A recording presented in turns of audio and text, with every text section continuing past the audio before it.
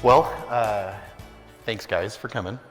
I just want to point this out ahead of time that SEO is a very complex topic, and to try to get something that's digestible out of what would be really helpful for people here in 45 minutes is way more difficult because so what I put together is some information, and hopefully I'm giving you some takeaway items that if you guys want to take some notes.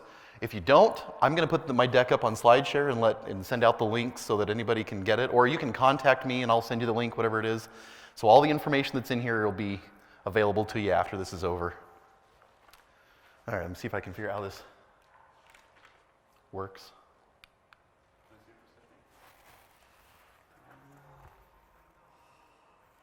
Oh, you have to turn it on. It's just like that.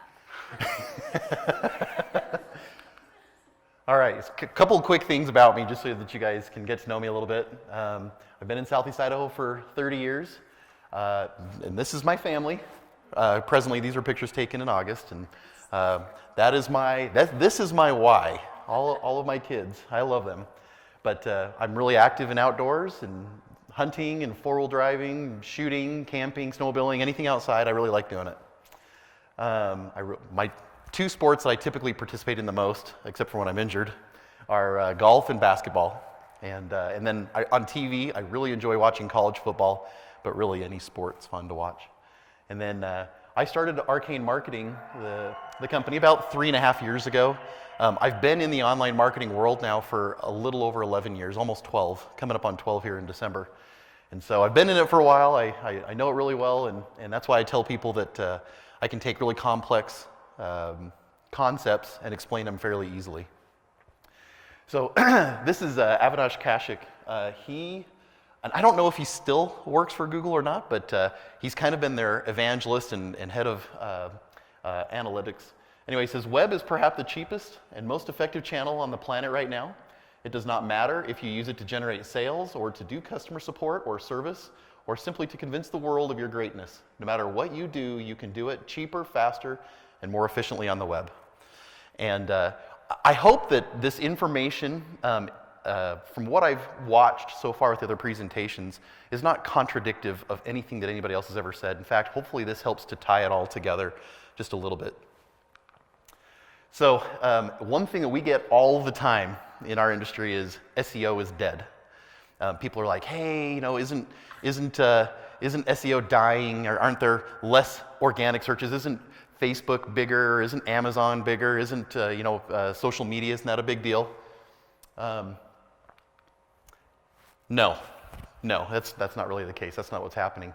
So here's a little chart to show, and here we are in 2018, and this year they estimated that there's about $72 billion spent in organic search.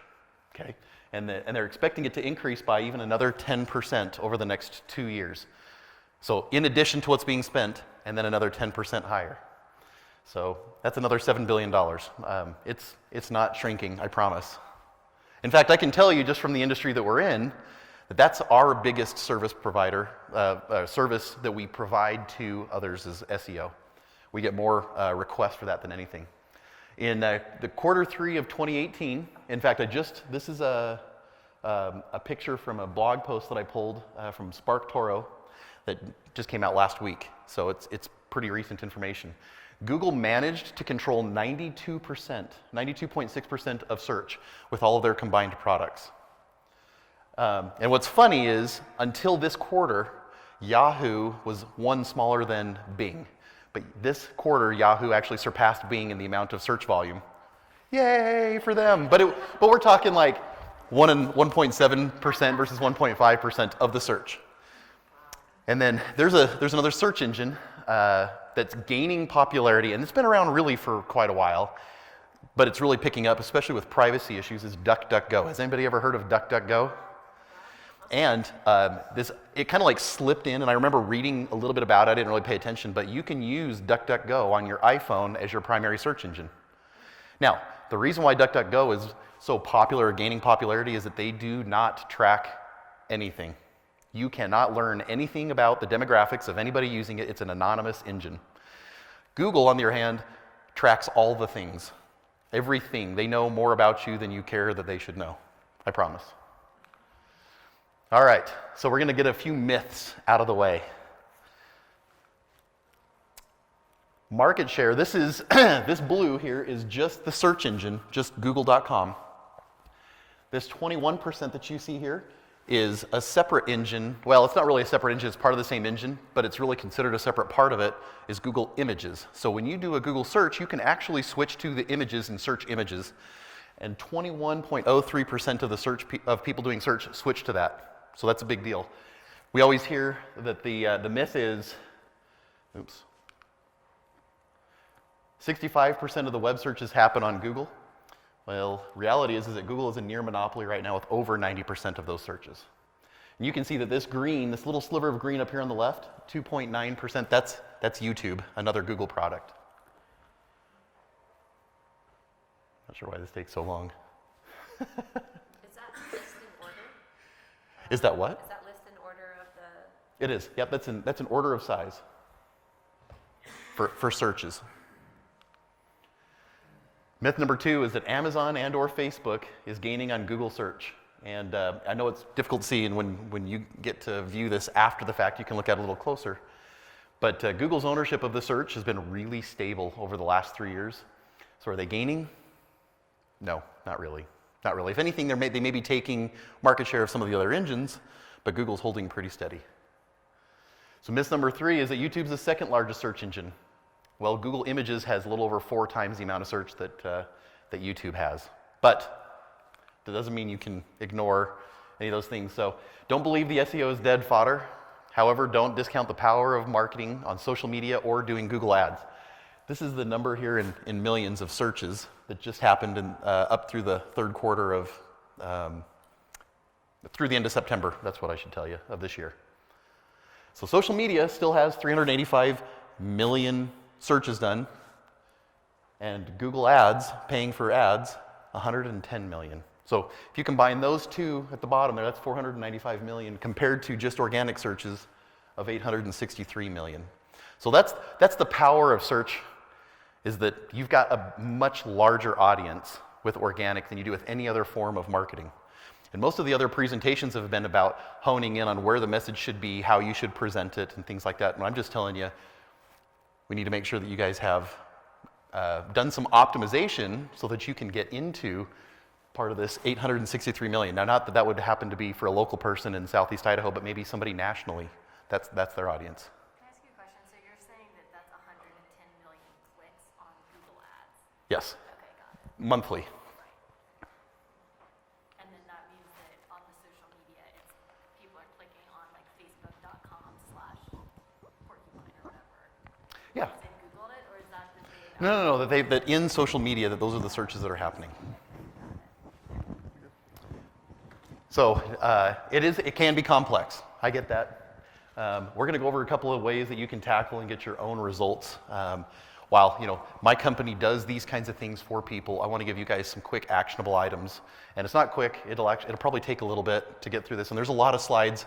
And I apologize if we move through quickly, but there's a lot of information, so bear with me.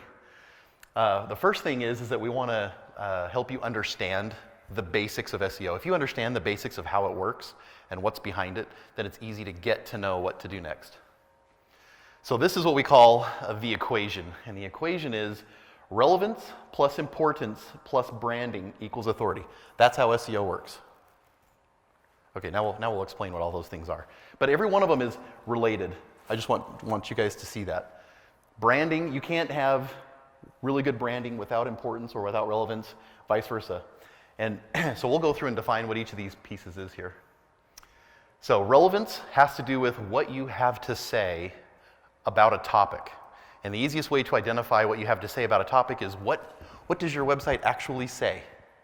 You can't let the search engines assume that you're a doctor of a certain type or that you are a school of a certain type. You have to say it. They won't assume anything.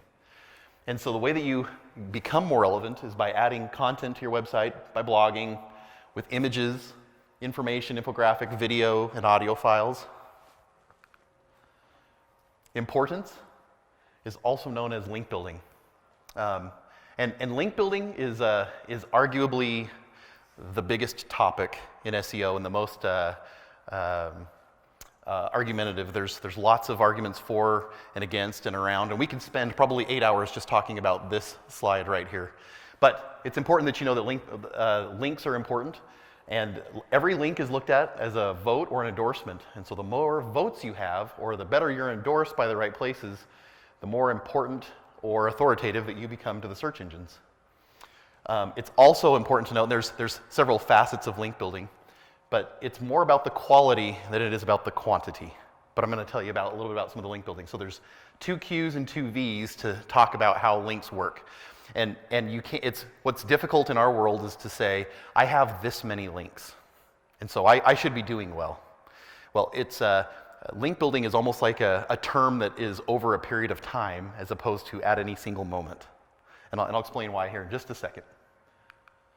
So first of all, we talk about quantity, which is literally how many links you have. How would you like to be in that pool, by the way? Yeah, it's real.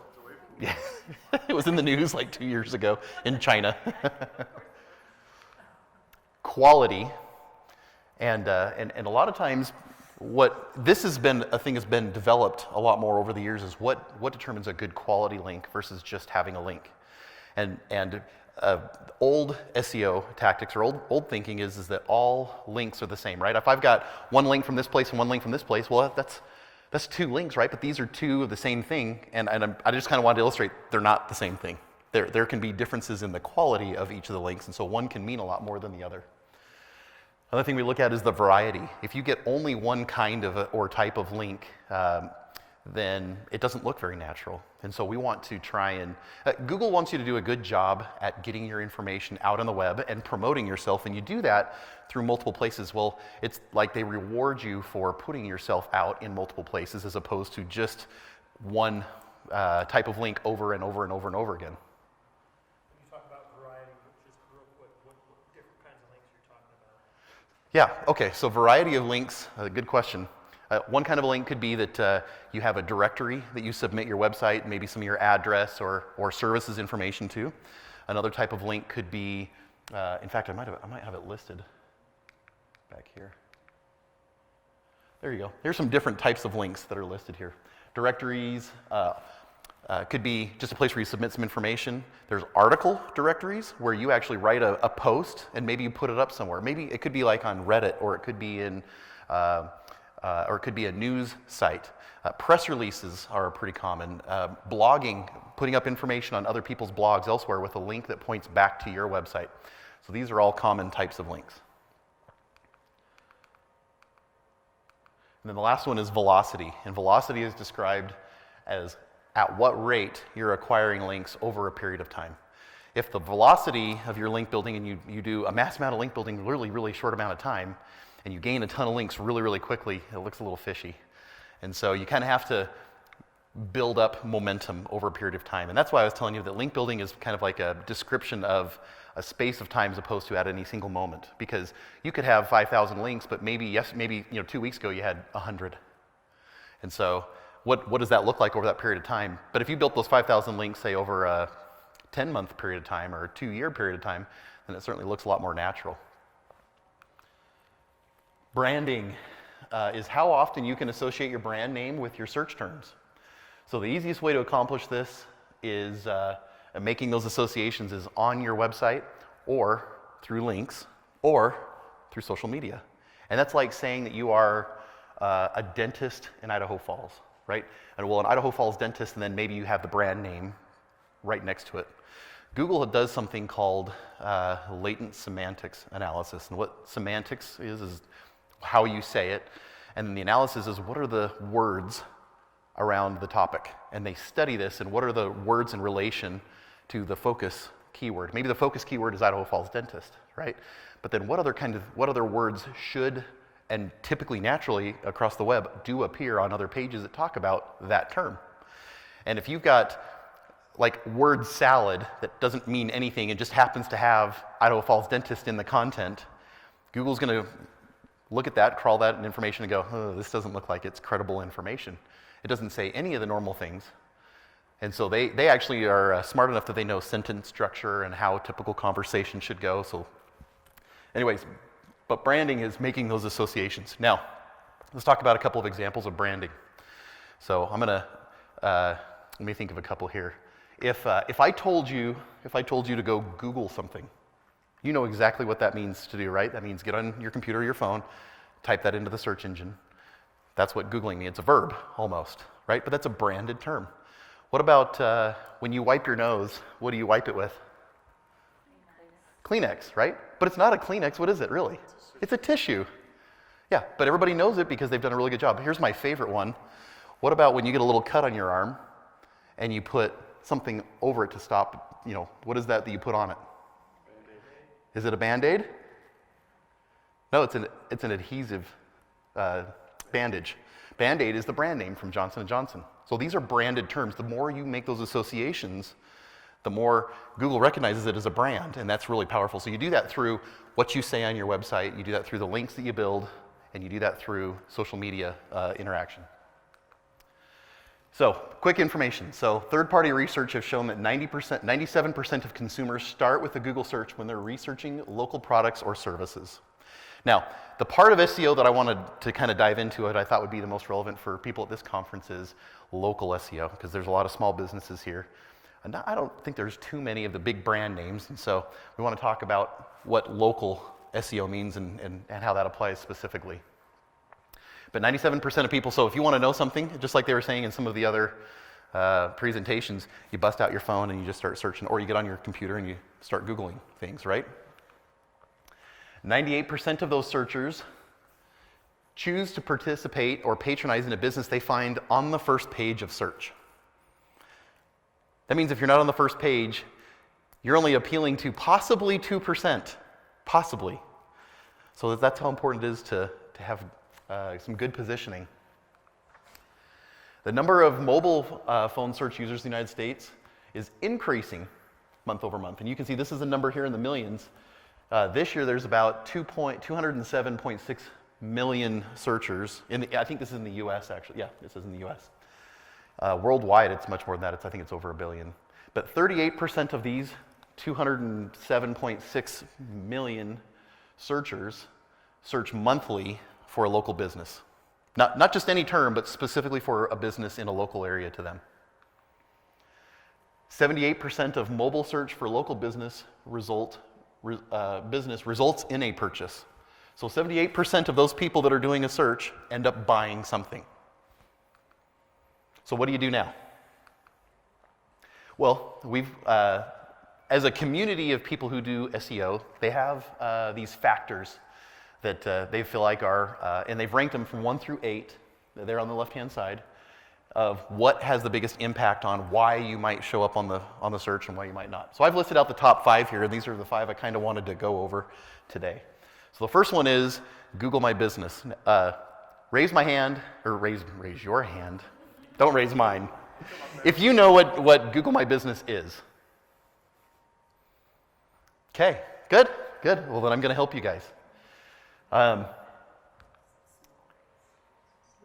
These up here are maps, and then down below is what they call the organic search. And what most people don't realize, some people do, but most people don't realize, is that there are 2 different types of algorithms that run each one. They're separate. They're essentially separate engines that are all displayed within the same search. And we're talking about the one up here at the top, right? If you get into a local search and you've typed in Idaho Falls or some kind of a geographic Salt Lake City or Pocatello or Fort Hall, when there's a geographic term in your search, it generates a map. And that map shows this little area down here has kind of been nicknamed the local pack. And those little 3 lines here where it says more places show everybody that could be potentially considered, but they really only show the top 3 instantly in the search results page. So that's where it gets really powerful.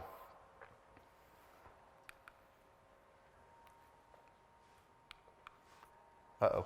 Turn it off. No, it's still on, but I will. Hang on just a second. So do the reviews have anything to do with how they place? It can. Or is it all SEO? Well, so the reviews are a little bit. There's something in our industry that I want to describe to you, and we talk about it all the time. It's that correlation is not causation. Have you guys ever heard that before? And here's an example. You could say, hey, look, this Henry's hair design has 62 reviews. So if I get 63, I should rank ahead of him, right? Well, his reviews are correlated with possibly the reason why they're ranking as well as they are, but it's not the only reason, right? The correlation is not the cause. It may be correlated with higher rankings, but it's not the reason. There's many reasons why. So in reviews, they're a little bit taboo. You want reviews for two reasons. One is the search engines do like them, but what's the second reason? People would read it, right? Hey, look, this guy must be pretty legit. He's got over 50 reviews and it's 4.8. I mean, if people hated him, you would know. So it's partly human interaction. So when you guys get this at home, here's a link to a place that talks to you about how to optimize your Google My Business listing. And we're going to talk about what Google My Business is.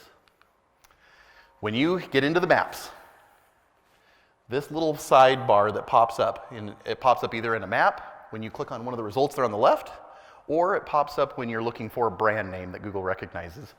This is your Google My Business page, and it's information that Google is trying to help you keep into the search engines without having to dive in further and help give you quicker answers. The kind of the new trend, I would say, is that Google is doing a good job. Like if you want to go and book a flight, you can actually do it in the search engine results page. You don't have to go to Expedia. You don't have to go to Hotwire. You don't have to go to Priceline. You don't have to go to the airline. You can do it right from the search engine. Google's trying to do, you can set up appointments and dates with certain places right from the search engine results page. So the mantra recently has been, your Google My Business profile is so important that it's your second homepage. It probably gets viewed maybe even more than your actual website does in some cases. So that's how important this is. You can, when you have a profile set up in Google, and usually you just log into Google and you say you want to log into, when you're in your account, you can log into your Google My Business profile. There's a lot of neat things they have, like insights. And here's just one quick insight of probably about 15 that they show you right on the front dashboard is, look, here's how many people total came from the search engines through your Google My Business page. And you can see that, I don't know the exact number. A portion of them came direct. They just typed in the name directly. The next one is they discovered you through some non-branded term. And then the third one is that you have some term that they associate with a brand, and they found you that way. So this is specifically for Arcane marketing, and that's why I was able to pull it up. But it's really powerful when you get people who are searching for you. This tells me that people who aren't looking for Arcane marketing, I don't know how many, maybe 450, found me through something else that we rank for as opposed to our name. No, that number you're seeing there is the discovery. That is the total searches for discovery. Yes. Okay, right. That is 511 searches. So if I had moused over one of these other bars, it would bring up those numbers. But yes, it is 511 searches in this case. So to begin a monthly, to make your Google My Business account the most beneficial it can be, here's kind of the steps you have to go through, at least at minimum, to help, right? Begin monthly local citations and link building, which I'll talk about citations and link building here in just a few minutes. We talk about something in our industry all the time, and in fact, they pound it in. It's called NAP, and that stands for name, address, and phone number. And it has to be consistent and exact. And what Google is looking for is the information you're providing credible, and how do they know? Well, the best way they can get that information to have it be credible is through several other places claiming the same information. When we say exact, I'm talking about when you're using a phone number, you either do use the parentheses around the prefix on your phone number, or you don't. But whatever one you choose, don't do either one back and forth. Always use the same format. So we call it NAP consistency. That's something that's just a big term. Researching your competitors, and a lot of times with research, you can figure out where they're getting their links from. And the worst thing you could, or at least at minimum, you should be researching and trying to acquire links from places that they get their links from, just so that you can at least put yourself on a more level playing field. You want to research and submit your website to high quality and high ranking categories in the business directories. So you can seek those out, and I'll talk about that here in just a second. So here's a Google hack alert. Google gives you the opportunity to fill out a bunch of information in your Google My Business page. There are, maybe 100 fields. And what ends up working, or what ends up happening in this, is that Google gives you an opportunity to present information to your visitors. And they don't tell you this, but if you don't fill it out all the way, they don't give you preference. They give preference to people who do, as bad as the information may be. Take some time, fill it out like we talked about. It's like your second home page. Take some time, fill it out, add as much information as you can. So like we talked about, don't leave anything blank. You'll be rewarded for a more complete profile. And then keep adding, and then keep adding, and keep adding.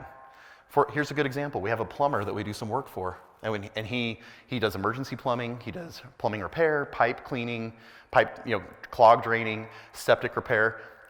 We added, it was something like, I think he does like 20 services that he says. We added all 20 services to their Google My Business page and a description for each of the services. Automatically, just by doing that, he's putting himself one step ahead of all of his competitors who didn't. Does that make sense? So the more information, the more complete your profile can be, the better you're going to perform. So that's one of my, people are like, what's a quick win? Well, the quick win is go finish your flipping profile. Because most people, when we start working for them, don't have a complete profile. It's always their name, their phone number, address, and then nothing else. So. Is there any secret or like regulatory requirement to claiming that business address as your own? Like, how do they know that when I set up an account, I'm not just saying, oh yeah, sure, I work at. So good. They have a verification process, and there's one part of verification I'm going to talk about here in just a minute. But if you want to claim a business, then what will happen is you claim it.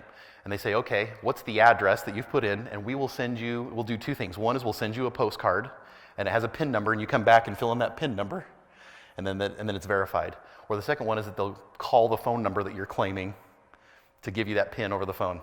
Yes, Chad? The only way they'll let you do the call is if that business had originally been claimed there, and then for some reason or another, the person, the owner of the listing, lets the listing go, and it goes back out where it becomes unverified. And if you try to claim it again, you want to verify it. Since you haven't changed any information, it was previously verified, then they'll give you that second option to call. Right. The third option, and I don't talk about it here, but I will in a second, is to get a Google local guide to claim it for you. I'll talk about it here in a second. So, again, going back to that NAP consistency, name exactly the same every time. That's what gives you opportunity, and a lot of times if you've got your profile verified, then you should be able to find it when you're filling out all the information. Make it exact all the times, every time. All right, so getting to reviews that you were asking about earlier. 97% of consumers read online reviews for local businesses in 2017, and 12% of those were looking for a business every day. Controlling your reviews is important, and I don't know if you guys were here yesterday and listened to John Seal from Review Lift. His company helps you to control, but there are other platforms out there that you can use to help control your reviews so that it mitigates people leaving you 1-star, 2-star reviews and lets you help approach that customer and figure out what happened or why it might be before it ever gets posted online. That way you can look like those other hairdressers that were 4.8, 4.6, 4.4 stars, which looks fantastic. 85% like we talked about, it's like your second home page. Take some time, fill it out, add as much information. If you find a review, you're going to trust that person's review even though you don't know them from Adam as much as you would talking to your mom or your friend. 49% of consumers need at least a 4-star rating before they decide to choose to use a business. And responding to reviews is more important than ever, with 30% naming this as the key when judging a local business. So, are reviews important? Yeah, but maybe a little bit on the SEO side, but mainly for the human interaction. So, now we're going to talk about reviews hack. 76% of people polled were never asked, but would have left a review if they were asked. So if you have a business, you should be helping your customers or whoever can review your business to do it. You just have to ask. People sometimes will do it on their own, unless they have an exceptional service or really poor service, they typically won't, unless you ask. So take a second and ask. It's worth it. You get 76% more if you did. Seek out a Google local guide if you can. The higher the level of the local guide, the better. You'll see that this is my profile here. I'm kind of proud of this. I'm a level 7 local guide. But you basically, like in a game where you gain experience, you gain experience and points for doing reviews, photos, videos, ratings, and after you earn those points, it bumps you up levels. And it's not a fast process. It takes a long time. But starting at level 7, Google reviews are more heavily weighted. So what happens is 100 people leave a review, and I don't know the exact figures, but 100 people leave a review, they're non-local guide, and let's say that they average 4 stars. As a level 7 local guide, I can get in and review a business, and because I'm level 7, Google holds my review a little bit more closely and more accurately than they would the other people. I can leave a 5-star, and that might bump them up. They might have 100 4-stars, right? And the average would be 4 stars.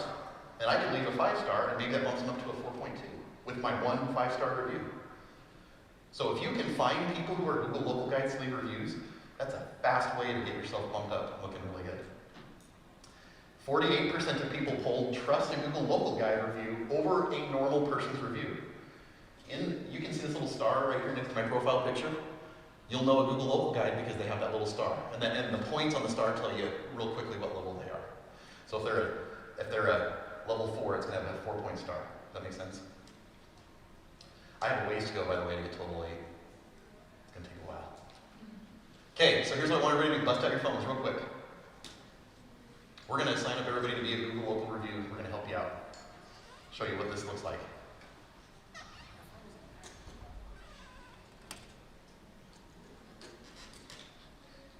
Does everybody have Google Maps, at least, on their phone as a map? Yes, great. Open your Google Maps. It looks just like this. That's the icon.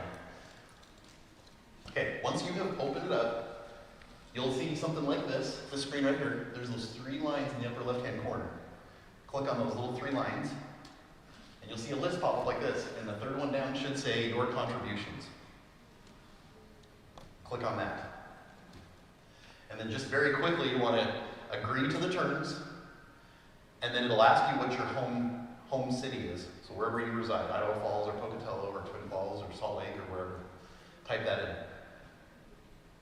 Okay, it was that easy. You're all local guides now. So you can get started. Now, part of being a local guide is participating in leaving reviews and being a part of this online community. So this means when you go places, open up your Google Maps and then find the place like this Fort Hall Casino that I've got the map there. Click on that little green spot, and it's going to pull up their Google My Business profile for you. And then you scroll down, you'll see the place where you can leave the star rating, and it'll ask you to leave a review. So here's the best way that we have found with reviews and what makes them matter the most. Reviews should have at least 3 sentences. Now let me tell you a reason why, a motivation to do so. If you don't have at least 3 sentences, you get 5 points for leaving a review. If you have at least 3 sentences, you get 10 points for leaving the review. An extra 5 seconds to write 1 more sentence or 2 more sentences? Now the other thing is what would you want to know about this place? Maybe it's Arby's, or maybe it's a hotel, or maybe it's the casino.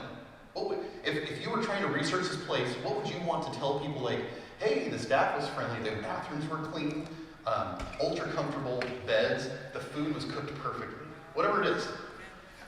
Hey, they asked me this, like if I enjoyed my experience here while I was here, that was great. Yeah, I'm gonna leave a great review for them. And the last one is videos. Get images and videos of all the things.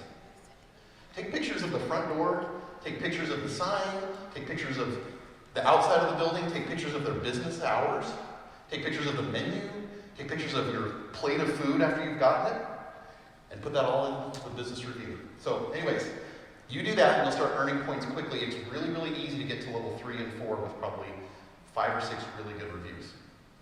But then it gets a lot harder because then, like you saw in mine, I had 6,491 points or something like that. I have to get to 15,000 to get to level 8. I have accumulated a total of 6,491 points. I have it's going to take me 3 times more work to go from 7 to 8 than it did to go from 1 to 7. So it gets incrementally more difficult to go along.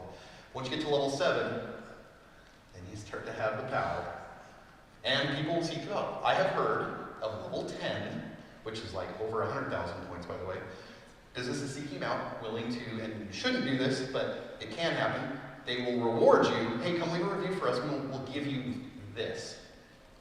We'll let you get a discount on our food. We'll give you a free night stay, or whatever the case may be. So if you can become a level 10, you're very coveted. There's not very many of those. Images matter. So here are some places I've traveled around a little bit. This is I can't remember the name. Oh, Singapore Chinese and Vietnamese restaurant. I guess it says it right up there. I took this picture, and I didn't know that taking this picture of just the inside, I stepped in the front door and snapped the photo. That's my most popular picture with 543,190 views. That was taken in May. So since then, that's how many views it's got. I guarantee you these guys love me because I have brought them a lot of views. Second most popular is Jimmy's P. Chard in Naples, Florida. This is a cash register right to the left, and then they had some bakery items and bakery goods there on the right. It was just a random picture that I took, just to see, like, look, here's some of the pictures of the inside. Well, this one seems to be really popular. People like it. I don't know.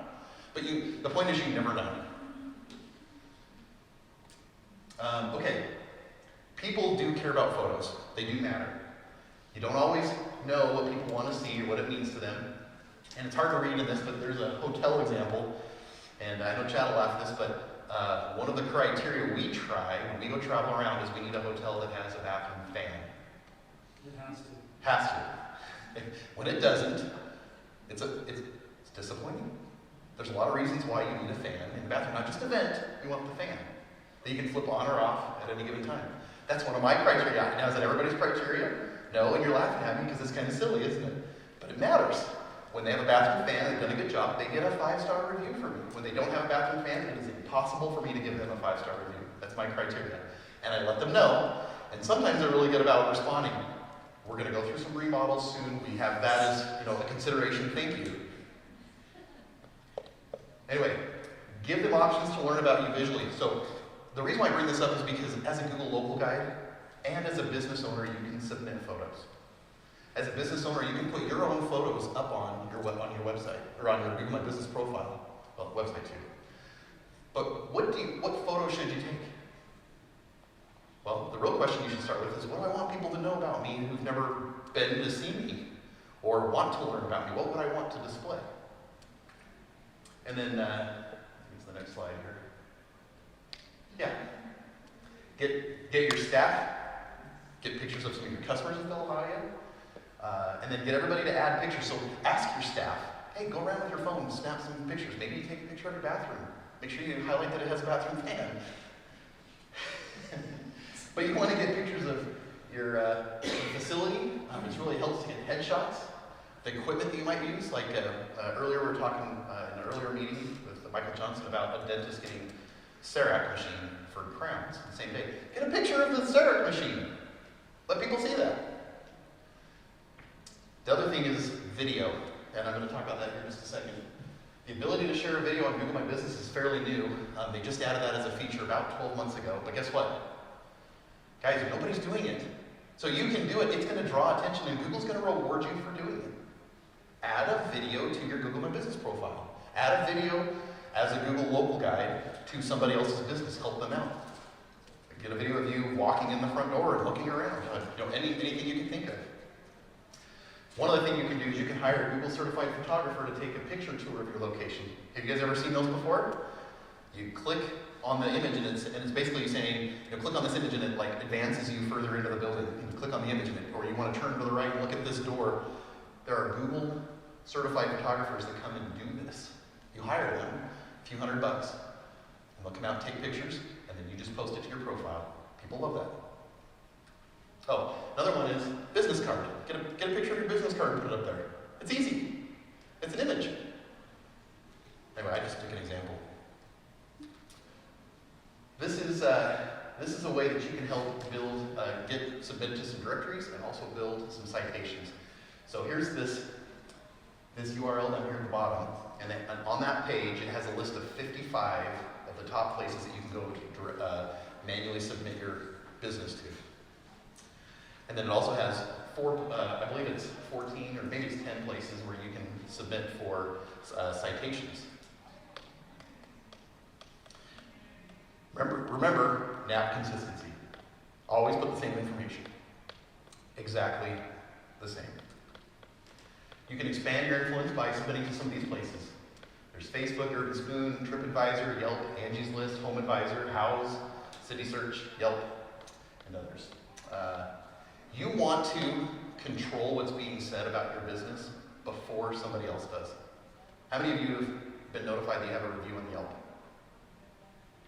It happens all the time. We get phone calls that are like, this guy who left this review on Yelp, it's not fantastic. What do I do? Well, it's like, what's that adage? An apple a day keeps the doctor away, right? Because you're trying to be healthy. Take the step and claim your review, get reviews put up there before a bad one shows up. It's not a question of if, but when. It's going to happen at some point. Just make sure you have control of it before it does. You make sure you have good reviews before you get a bad one? Yes. Yeah. Put out good information before bad information comes out. Because you're not going to be able to make everybody happy all the time.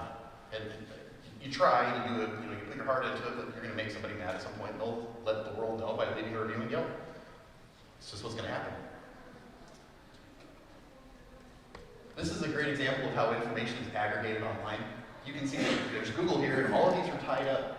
There's all of these different places that you can submit information. Google looks at all of this information from all these data aggregators, and that's how they confirm. So this is what we call the local search ecosystem.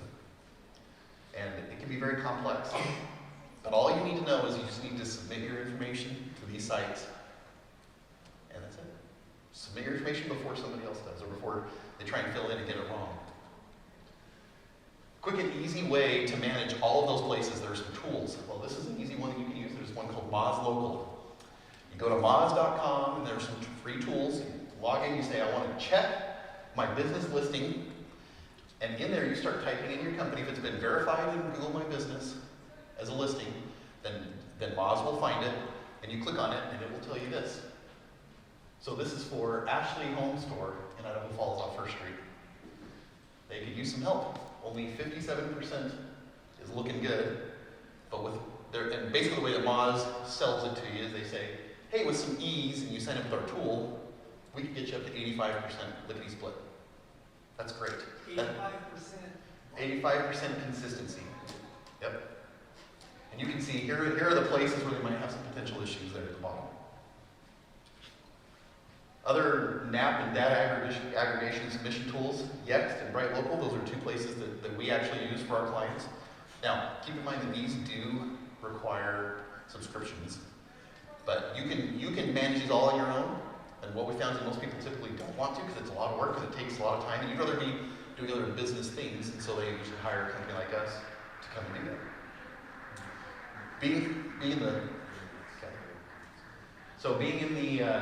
Having consistency and submitting yourself here will give you an average of about 18% increase in organic map clicks.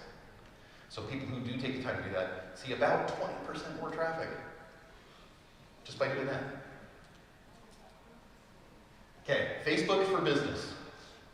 There is no reason why you should not have a Facebook page, a business page in Facebook.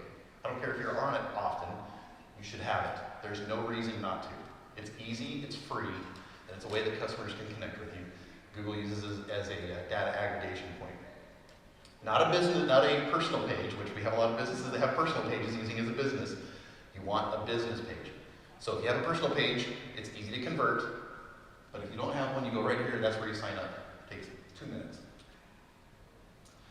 Okay, we're going to run through a couple of slides really fast, just because I've run short on some time here. Okay, content. How do you know what to write? These are places that we typically like to go and use for research to figure out what are topics that people are looking for that have to do with me. And of all these tools, I think my very most favorite one is this one right up here called Answer the Public. And Answer the Public is probably the neatest tool because it gives you this big graph of here's this keyword, and here are all the things that it can find in Google search related to that keyword. I'll show you. So the term here was defense attorney. And it's saying, based off of who, here's a search term, who was the defense attorney for the Mendez brothers, or who was a defense attorney for this, or where is the best defense attorney. It gives you these ideas on things you should be writing out, because these are searches that people made. So now you know what to center your content around. So research your keywords, get ideas, write it out, and make sure you mention your brand. Content should be focused on around a keyword or a topic. It doesn't have to be an exact topic, but what I've got here is do not focus on just a keyword. So don't write cats are awesome, cats are great, cats are furry, cats are fun. Try to rank for the word cats. You don't want to do that. You want to write as much about the topic, but not the exact keywords over and over and over. So when he's saying over and over, that's bad. Don't do it over and over. Make it sound as natural as possible. Your focus keywords should appear in your title and your heading tags. And there is some information. Here's a content tip. Easiest way to write content, figure out what people are asking. You can use Answer the Public, or you can just use off of experience. When you answer the phone, what are the 10 most popular questions you get every day? And write content on that. Use proper grammar, please. And then just to give you a tip, the average page on page 1 in national rankings is 1,800 words. So if you're writing these little 200-300 word blurbs, it's not going to get anywhere really. We recommend when we're writing content for blogs, about 1,000 words blog. That's what we recommend. But 1,800 words is the average. Okay, I think, and if you're writing about a topic, make sure that you write something that's informational, emotional, or funny, but funny always tends to do the very best. I have a bad habit of laughing at things that I shouldn't, that are usually pretty inappropriate, but everything in life is funny to me, so funny appeals to me. Isn't that song? What's that? Third Day Blaze, that reminds me of. The song Third Day Blaze, I don't remember it one week. No? There might be, I don't know. Good question. Okay, we're going to skip through just a couple here. There's a content hack. Easy way to get content. Sorry this didn't show up, but it's a video. You can have a video that you produce really quickly, and then maybe it's 2 minutes long, and whatever you say in it, you can then come back and type it out. Easy content. Video gets an average of 52 times, more engagement than visitors reading text on a page. Do video. Video's like cheating. All right, we're going to skip through a couple of these things. This is heavy information. Again, I fully intend that you guys will come back and look at this. Rules for title tags on your website. Okay, sounds good. Okay, all right, guys. Let's see. Really important. You can track all your visitors. Use Google Analytics. And the other thing I'm just going to point out that's super important, so that you know what's working and what's not, is you can use call tracking. And we try and implement call tracking with all of our clients, so that we can tell them this is what you're doing that's generating phone calls. Just like Michael Johnson was saying, if you put up a billboard or a radio ad or a newspaper print, then how do you know? Well, the way you would know is by doing call tracking. Anyways, all right, guys, I think that's all the time that I have for right now. So if you have any questions, totally you're welcome to come find me after asking me you need to at the very end here. I've got, my information was there. Anyway, thank you.